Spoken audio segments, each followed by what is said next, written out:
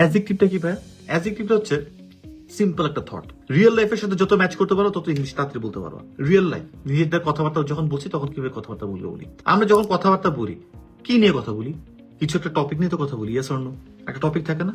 সেই টপিকটা বেসিক্যালি না নাউন, ইনডিরেক্টলি অর ডিরেক্টলি খুঁজে দেখো। যেমন আমি একটা গাড়ি নিয়ে কথা বলি, যদি আমরা সেটা যদি বিষয়বস্তু সেটা মেইন বা কিওয়ার্ডটা একটা নাউন, গাড়ি। আমি যখন মেক্সিকো নিয়ে কথা বলি, মেক্সিকো একটা নাম। আমি যদি একটা বলি যে এখানকার লাইফস্টাইল, এটাও একটা নাম।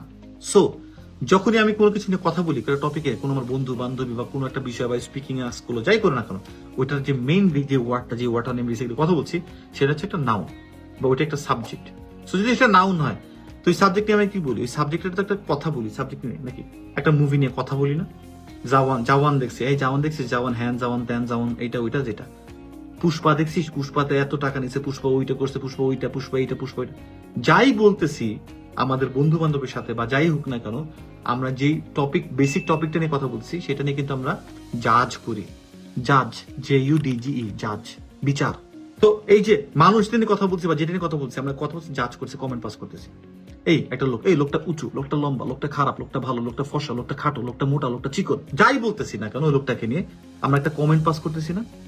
এই দোসায় গেছে, দোসায় খুবই ব্যয়বহুল, খুবই সস্তা, খুব উঁচু, খুব নিচু, খুব সুন্দর, খুব খারাপ, খুব পচা, যাই বলতেছি একটা বলতেছি না? যে কোনো টপিক নিয়ে কথা বললে আমরা জাজমেন্টই করি। ওইটা একটা বিশ্লেষণে আসি না?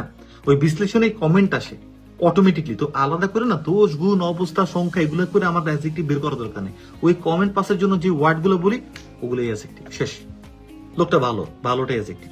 লোকটা নিয়ে কথা বলতেছি। বাড়িটা সুন্দর, সুন্দরটা অ্যাডজেক্টিভ। এই জিনিস হচ্ছে অ্যাডজেক্টিভ। যাই বলতেছি না এখন, এখন এই অ্যাডজেক্টিভ কি বাই ডিফল্ট হতে পারে, যেমন অনেস্ট, সৎ। অনেস্ট মানে অ্যাডজেক্টিভ, সৎ, এটা একটা ক্যারেক্টার। আবার কিছু কিছু সময় এই ওয়ার্ড গুলো আমরা পাই না, সো বোঝার ক্ষেত্রে অথবা লিখার ক্ষেত্রে, কারণ অ্যাডজেক্টিভ অ্যাডভার্ব আমাদের প্রচুর আনতে হবে সেন্টেন্সকে বড় বানানোর জন্য।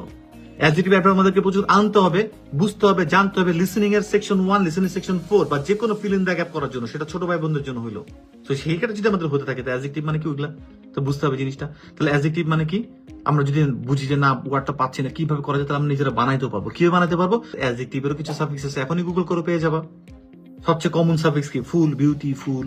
বিউটি মানে সুন্দর, ফুল লাগাইলে বিউটিফুল হয়ে যাচ্ছে, এটা অ্যাডজেক্টিভ হয়ে যাচ্ছে। কারণ বিউটিফুল কিছু একটা, মানে ওই কিছু একটা হচ্ছে নাউন। নাউনকে জাজ করে। আমি আবার বলি জাজ করে, নাউনকে আবার বলি না যে নাউনের এইটা ওইটা বুঝায়। নাউনকে জাজ করে। Colour, it has a colour. Colour যদি এটা হয় ধরো নাউন বা কিছু হোয়াটএভার।